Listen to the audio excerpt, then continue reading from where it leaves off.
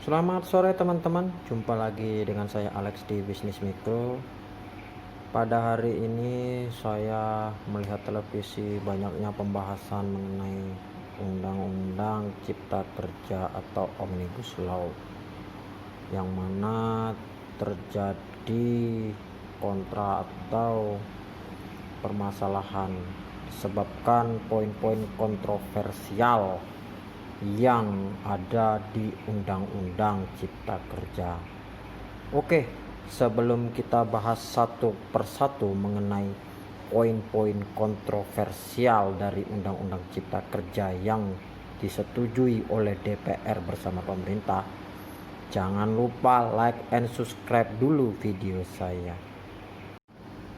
Oke teman-teman, jadi dari beberapa hal mengenai Undang-Undang Cipta Kerja terdapat 8 poin-poin kontroversial yang menyebabkan pekerja atau buruh menolak terhadap Undang-Undang Cipta Kerja.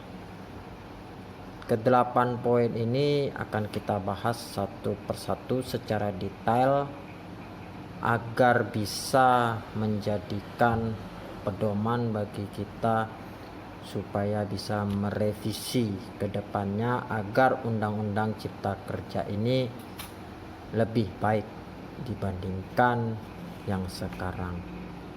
Oke, kita mulai dulu ya. Saksikan terus video ini. Jadi teman-teman, poin pertama yang saya tekankan di sini yang sangat kontroversial menurut saya adalah waktu istirahat dan cuti yang tercantum dalam pasal 79 ayat 2B. Itu isinya yaitu istirahat mingguan pekerja hanya 1 hari dalam 6 hari kerja. Artinya aturan 5 hari kerja itu dihapuskan sehingga adanya kewajiban pekerja itu bekerja selama 6 hari kerja. Nanti ini akan terkait dengan pasal 77 mengenai jam kerja yang akan kita bahas berikutnya. Nah, selain itu teman-teman, ternyata dalam aturan cuti itu kemungkinan berpotensi hilang, seperti cuti haid dan cuti melahirkan bagi perempuan. Kenapa bisa hilang?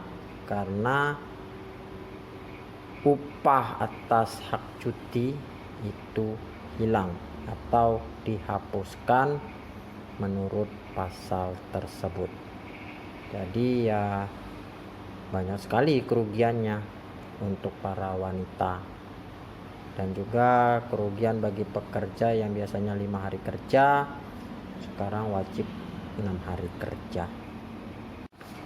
Oke, poin kedua berkaitan dengan poin pertama tadi. Ternyata jam kerja tersebut yang dulunya menurut pasal 77 hanya 7 jam dalam 1 hari ya, itu sekarang menurut Undang-Undang Cipta Kerja menjadi 8 jam 1 hari atau 40 jam per minggu. Nah, berarti bertambah 1 jam untuk bekerja. Di sini dianggap oleh para buruh atau pekerja terjadi eksploitasi selama 1 jam karena adanya penambahan 1 jam dalam pekerjaan dari 7 jam menjadi 8 jam, dan istirahatnya pun hanya 1 hari dalam 6 hari kerja. Oke, itu untuk waktu istirahat dan jam kerja yang dinilai eksploitasi para pekerja.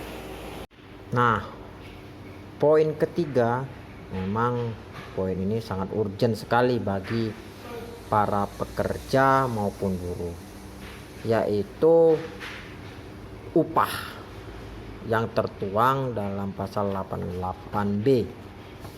Ternyata sekarang upah itu standarnya berdasarkan waktu dan jam. Jadi standarnya ya per jam berapa. Dan selain itu dia berdasarkan satuan hasil.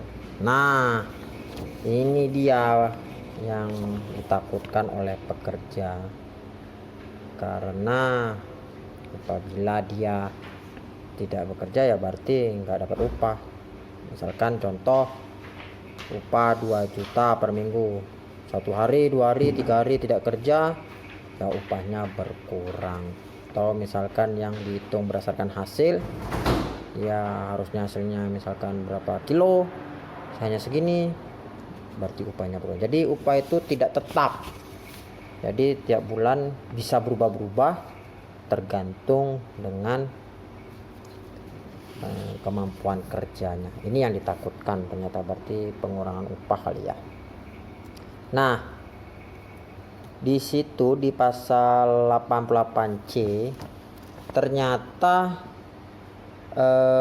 penetapan upah minimum ini akan berdasarkan upah minimum provinsi.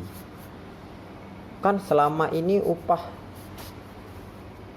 pekerja itu dinilai dari upah minimum kabupaten atau kota kalau tidak salah ya, UMK. Ini malah dijadikan ke upah minimum provinsi.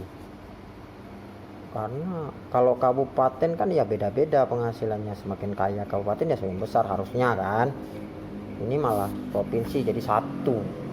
Nah, ini dikhawatirkan nih pemerintah punya niat untuk menghapus upah minimum kabupaten atau kota atau yang disebut UMK. Artinya gaji di setiap provinsi itu, di satu provinsi itu sama, tidak bisa berbeda-beda sesuai dengan UMK.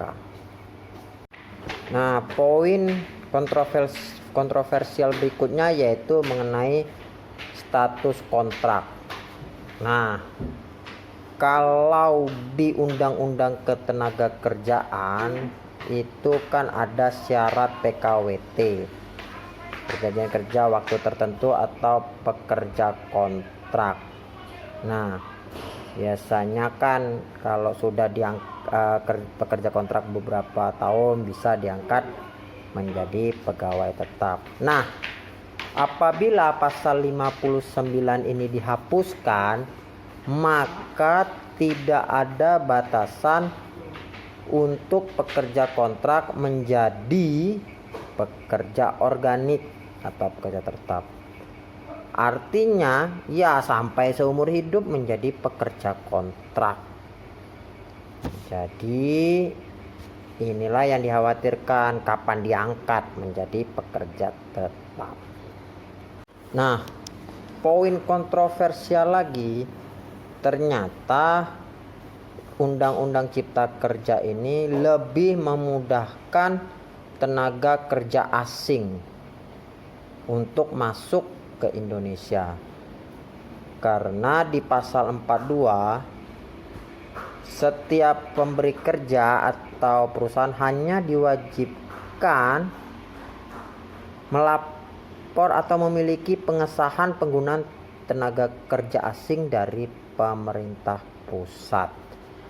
Jadi kalau dulu tenaga kerja asing yang mau masuk itu harus minta izin, tapi sekarang nggak perlu lagi karena sudah diberikan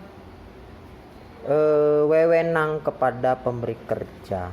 Nah, hal inilah yang menurut pekerja akan menjadi imbas hilangnya tenaga kerja sendiri dan berganti menjadi tenaga kerja asing. Sebenarnya sih kalau saya sih berpikirnya tergantung kemampuan. Kalau tenaga kerja asingnya ecek-ecek mah nggak akan mungkin bisa berpegang kepada kemampuan kita. Jadi perbandingannya sebenarnya untuk kemampuan. Ini yang takut bersaing ya mungkin ya, karena mungkin pikirannya tenaga kerja asing itu pintar-pintar semua, tapi belum tentu loh, belum tentu. Nah, ini yang lagi-lagi berkaitan dengan uang, yaitu uang penghargaan masa kerja. Nah, ternyata di Undang-Undang Ketenaga Kerjaan nomor 156 ayat 3 itu poin hanya itu ada mengatur uang penghargaan bagi pekerja masa bakti 24 tahun atau lebih. Nah, di Undang-Undang Cipta Kerja ini ditakutkan akan terjadinya penghapusan poin H, sehingga tidak ada lagi uang penghargaan bagi pekerja yang punya masa bakti 24 tahun atau lebih. Nah, kalau menurut saya sih sebenarnya kalau udah berbakti 24 tahun atau lebih ya kasih lah. Kenapa sih harus dihapuskan? Ya kan itu tandanya dia loyal. Ya, tapi itu tergantung ya bagaimana cara perusahaan. Oke. Poin kontroversial berikutnya yaitu jaminan pensiun. Kalau Undang-Undang Ketenagakerjaan itu mewajibkan perusahaan untuk mengikut sertakan pekerja atau buruh dalam program jaminan pensiun. Nah, di Undang-Undang Cipta Kerja itu tidak diwajibkan bagi perusahaan untuk mengikut sertakan pekerja atau buruh dalam program jaminan pensiun. Nah, ini artinya ya tidak bisa pensiun. Kalau pensiun nggak dapat apa-apa, alias kontrak seumur hidup. Ya elah, ya jelas lah, masa sudah mengabdi baik-baik nggak ada jaminan pensiun walaupun dipotong gajinya. Ya ini pasti jadi kontroversial ya kalau dihapuskan. Oke, yang terakhir mengenai pesangon. Jadi di Undang-Undang Ketenagakerjaan itu kalau pesangon itu aturannya 32 kali upah. Nah, di Undang-Undang Cipta Kerja ini pesangonnya malah berkurang. Ya jelas lah, ini pasti berontak. Dari 32 jadi 25. Yang mana 19 itu pengusaha, yang 6 bulan BPJS Ketenagakerjaan. Lah, yang jadi pertanyaan, dari mana bayarnya BPJS Ketenagakerjaan? Uangnya dari mana coba? Aduh, ini udah jelas-jelas menjadi poin kontroversial. Oke teman-teman, jadi itulah beberapa poin-poin kontroversial dari Undang-Undang Cipta Kerja yang telah disahkan oleh wakil-wakil kita yang di DPR dan pemerintah. Yang pastinya ini poin-poinnya menurut saya memang sangat kontroversial sekali. Cuman kalau saya sebagai bisnis mikro, kalau lihat seperti ini mending kita jangan jadi pekerja, mending kita jadi pengusaha. Kita mulai dari UMKM, perkuat UMKM kita, usaha mikro kita, usaha kecil kita, usaha menengah kita. Pemerintah banyak-banyak membantu atau mensubsidi UMKM kita, tapi kalau bisa jangan berbentuk uang, berbentuk peralatan atau pupuk atau segala macam. Dan tolong pemerintah itu penyalurannya mengena kepada masyarakat, jangan tidak mengena. Ya diceklah ke lapangan, karena secara teori itu beda sama lapangan. Jadi pesan saya, Teman-teman, mari jadilah pengusaha, perkuat UMKM kita. Ingat, biar uang yang kita atur, jangan uang yang mengatur kita. Oke, terima kasih teman-teman. Sampai ketemu di video berikutnya. Jangan lupa like and subscribe, dan kita akan bahas lagi mengenai bisnis-bisnis lainnya. Bye-bye.